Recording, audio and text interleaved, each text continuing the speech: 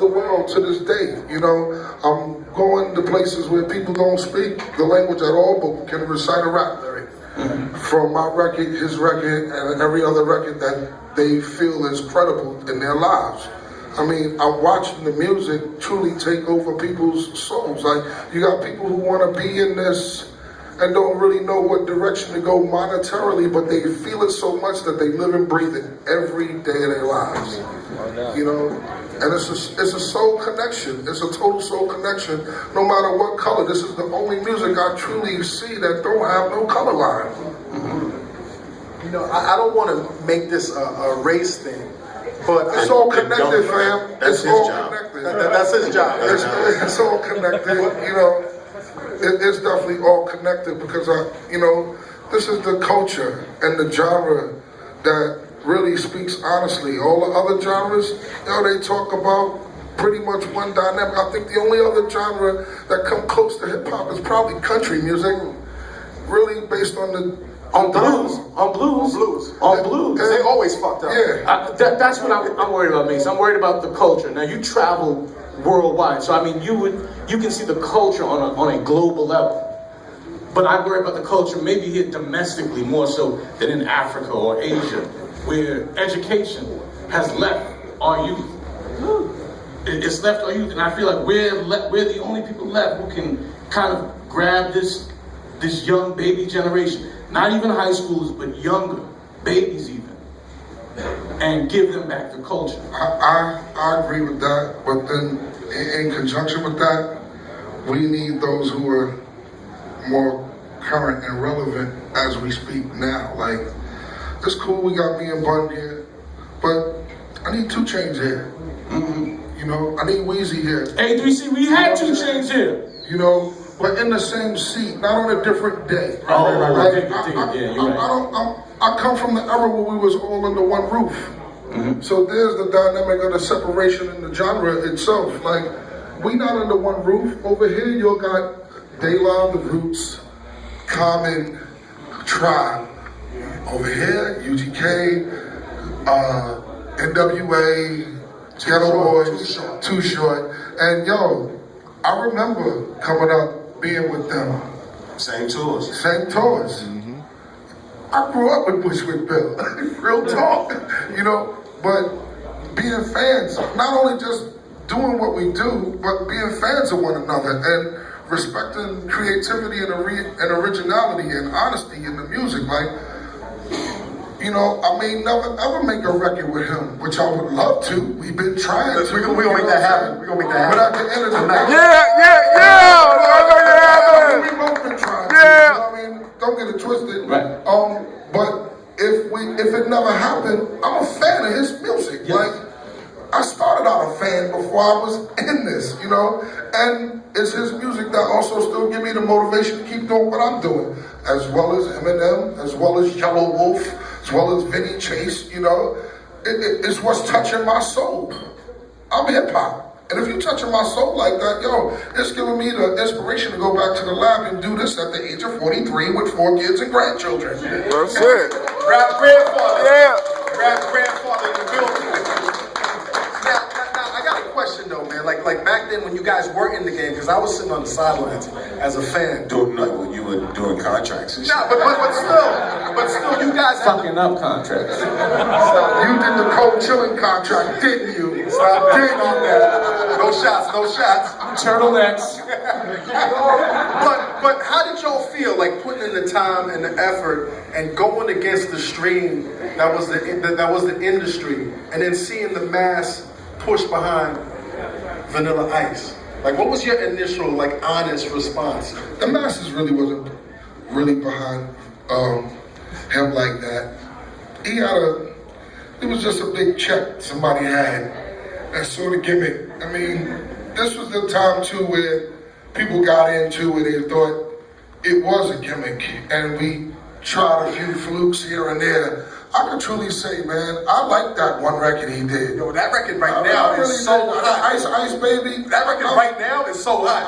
I mean, I get on some real guilty pleasure, corny shit, whatever you want to call it. Nostalgia. I will drop that record and people will bug out. Actually, it's so long, you gotta respect it, that it was a force to be reckoned with in hip hop. It was. It was a good record. Was he a solid artist? Hell no. Was he an MC? No. But it was a dope rap record. It was. No different than the WAP, you know? I mean, shit. Be facts, B. Come on. Right. Well, I just feel like, you know, I remember when people used to be like, you know, the Vanilla Ices of the world is going to tear hip hop down, and the Hammers of the world. I remember when Hammer was like the worst thing in the world to the hip hop community. And for me, I just always felt like they never gave the hip hop community enough credit. It's like we're smarter than that. We understand what's what. We got no problem with dancing is something that feels good, but we know what we really crave to hear in life. So, you know, we don't all live our lives, you know, sitting in the crib in a dark room with a lamp on at a desk, you know, with your elbow like, what is life about? You know what I'm saying? You know, and that's, you know, everybody doesn't live their life sitting around thinking like that. And if you are, then I suggest you get help, because, you know, you're not right in the head. You know, there's times when you want to break away from everything and go out, like he says, have a guilty pleasure. You know, for people that love to work out, every now and then they have a cheeseburger. You know what I'm saying? So, you know, every now and then you gotta, take away from, and allow yourself to, don't take yourself seriously. Take life seriously, take your direction and your passion seriously, but don't take yourself too serious. Don't be walking around here every day feeling like you gotta be somebody to other people, man. Just be your fucking self. And that's always been a problem with people, especially in hip hop. Motherfuckers on every spectrum, there's people that feel like they gotta be that person all the time, and they put up these walls, and that's why, like he says, we're still in different rooms. You know what I'm saying? It's not because of the fans or the radio, it's because of the artists. Nigga, a lot of these niggas just gotta get off that bullshit. You know, and get down to earth. I mean, you know, we got rich niggas, we got broke niggas. That's cool. We got fly niggas, we got, Bum niggas. You know, all that's cool, man. But if we're all doing this for the culture, we should all be able to sit in the same room. You know what I'm saying? We have to take the time to learn each other's struggle and quit looking at a motherfucker and figure like, okay, I know what he about. You know what I'm saying? No, you don't. Because all real niggas don't dress the same. That's it. That's real. Bun B. You know, I'm usually a very optimistic person, and I remember about 10 years ago, my father-in-law, who was a record guy, would not give Eminem credit. Like, no matter how much I talked about how Eminem was the illest white boy that I ever heard on the mic, he would not give Eminem credit. And then one day he sat down and he was like, yeah, Eminem is nice, but he came from the Elvis days. And he was like, there's going to be a day where Eminem is going to be bestowed the crown as being the king of hip hop. I was like, that can't happen in this generation, because there's too much identification with all the other cats, the Jay-Z's, the Bun B's, the De La Souls, there's too much identification. But years later, Rolling Stone puts out the magazine, and Eminem is crowned the king of hip hop. So, a couple of years go by. But Rolling Stones is not a hip hop magazine. But it's an influential magazine. It's influential, and I understand, and that shit hurt my heart. Yeah, and I feel you, and that's part of the. Well, why did it hurt your heart? Because it ignited the fear. As someone who loves the culture so much, it ignited the fear in me, like there's going to be an aggressive push to whitewash the culture. And that's the problem. We give too much power to the powerless. Right. Yeah. All right. That's true. We give this weight and this levity to a Rolling Stone and an MTV, and we feel like everything that they cast down upon the masses is as it should be. Niggas not Moses. You know what I'm saying? Okay, so but here's the other side of that too.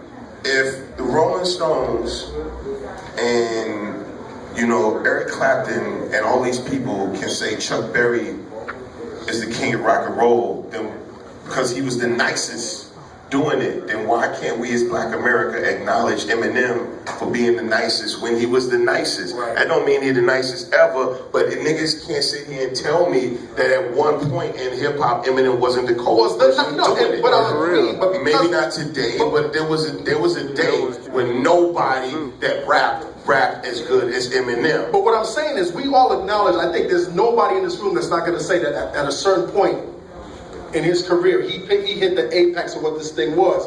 But to see the Eminemism still being protected. Let's call it, come on, we all real people in this room. You're talking about the fact that he's white. Yes. Doing what we perceive to be a black man. But still being championed as the best who ever did it now. in mainstream media. And so let me fast forward. A couple of weeks ago, I'm watching the VMAs with my kids, and that shit hurt because to me, I mean, maybe I'm one of those cats that's guilty of giving mainstream media that power, but to me, that shit hurt because it said to me, rap is no longer a country for black men. That's what it said to me. So now my 15-year-old son, who doesn't really pay attention to this shit, says to me, Daddy, that shit didn't feel right. He didn't say shit, but he said this didn't feel right. And this is from the mouth of babes. You know why? Because those that represent this culture don't show it as much respect. Motherfuckers go to the BET Awards trying to sneak weed in, liquor, sagging, just disrespecting the shit out of the BET